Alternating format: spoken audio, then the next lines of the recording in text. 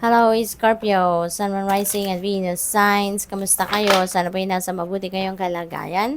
Welcome back po sa Star Tarot. Kung bago kayo dito, welcome din kayo. Thank you sa inyong support. I truly appreciate it. God bless you all, Scorpio. Paunang mensahe po ninyo for today. When making big decisions, do your best to take your emotions out of the equation. Your mind will serve you better. Ayan, so yung logical mind daw, no? Yung mas gamitin ninyo when you are making big decisions. At isang tabi nyo muna yung emotional aspect ng inyong sitwasyon. Okay? So, your mind will serve you better. Yan ang advice sa inyo ng inyong mga, ng spirit team ninyo for today.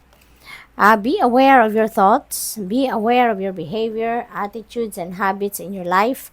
Awareness is enlightening. Ayan. So, dapat, parang you're living in the here and now, na dapat aware kayo sa lahat ng nangyayari. Aware kayo sa nangyayari sa paligid ninyo, aware kayo sa mga naiisip ninyo, aware kayo sa behavior ninyo, aware kayo sa everything that is unfolding sa buhay ninyo, Scorpio. Okay? Kasi awareness is enlightening. Diba? Kung alam ninyo, aware kayo sa mga nangyayari, then for sure you will be able to figure out what is the best thing to do, ano next move ninyo, ano yung best path na tatahakin ninyo, yung ganon. Okay? It will give you clear direction. We have spend as much time with your loved ones as possible. It's time you'll never regret and time you'll never get back, Scorpio. Okay? Mag-spend time kayo, quality time with your loved ones as possible. Dapat bibigyan din ninyo ng oras sila. Spend quality time with them kasi you never know kung hanggang kailan na lang natin sila makakasama.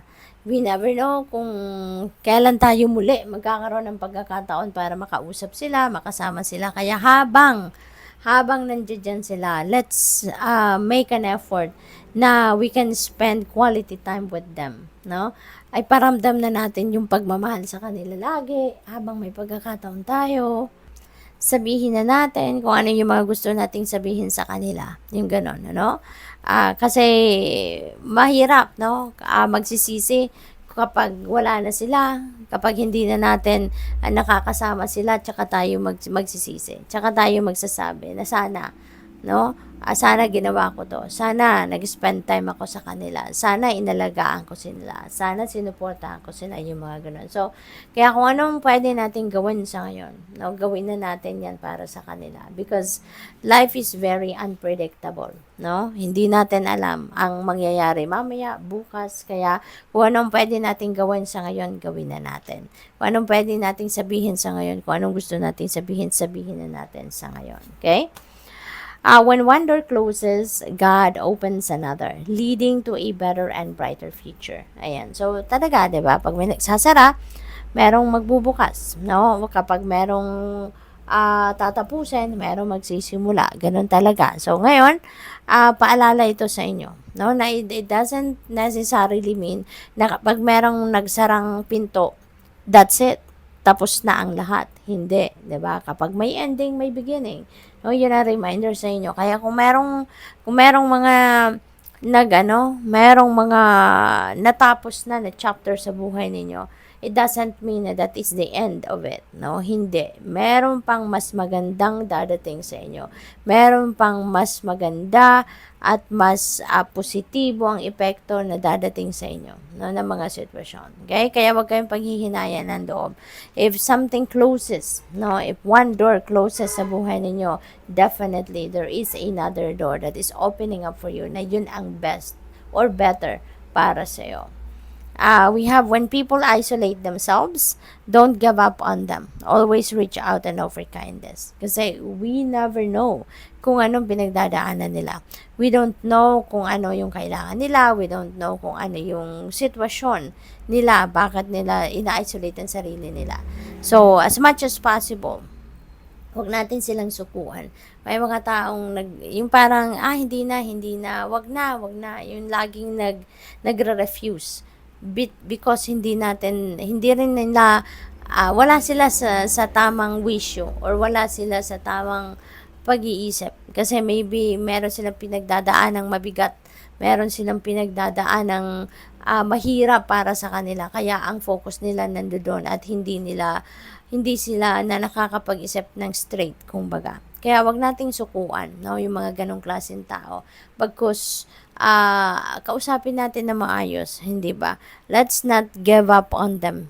Let's always reach out as much as possible kasi baka makatulong tayo, 'di ba? Baka tayo yung makapagdala sa kanila ng breakthrough. Baka tayo yung makapagpabago ng takbo ng isip nila, ng buhay nila.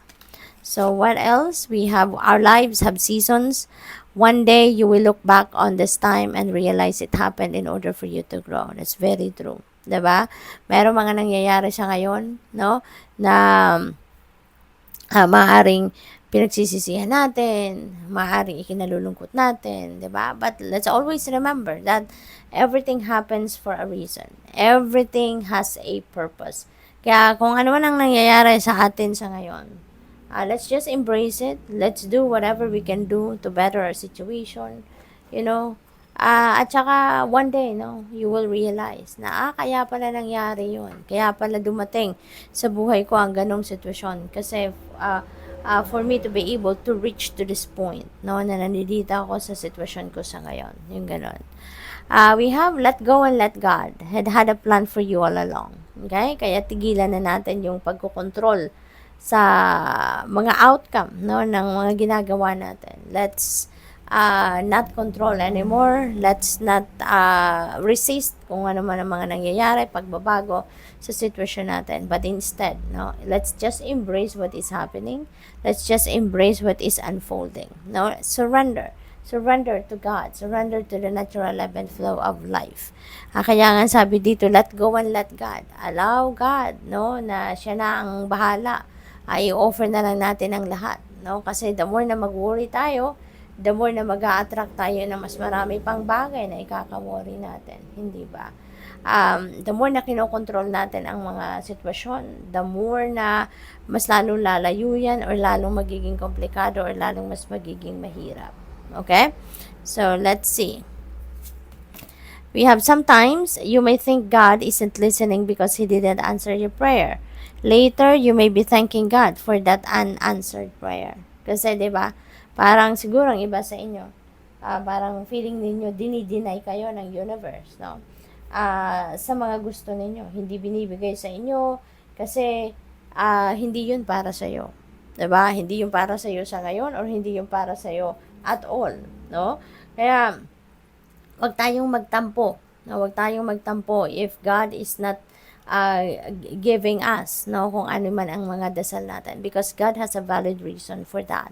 May rason ang lahat. May rason ang lahat.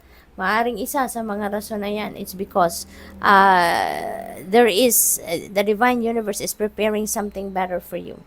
Kung ano man ang hinihingi ninyo, maaring hindi yan ang best para sa'yo. Maaring yan ay hindi meant for you. Or maaring dinideny yan sa'yo ng universe, it's because ayaw ng universe na mapunta ka sa sitwasyon na yan because hindi yan ang makakapagpaayos ng buhay mo, hindi yan ang makakapagpasaya sa'yo, hindi yan ang magdudulot ng fulfillment or contentment sa'yo. Okay? So, there are valid reason for everything. So, tignan natin kung ano ang final message ninyo, Scorpio. Healing. Yan. Listen to your heart. Love is the greatest healer. It has the capacity to balance and heal your emotions, thoughts, and perceptions, which in turn will heal you physically. Your angels are here with you and will help dissolve your fears. Trust in the power of love to guide you, and your life will magically transform.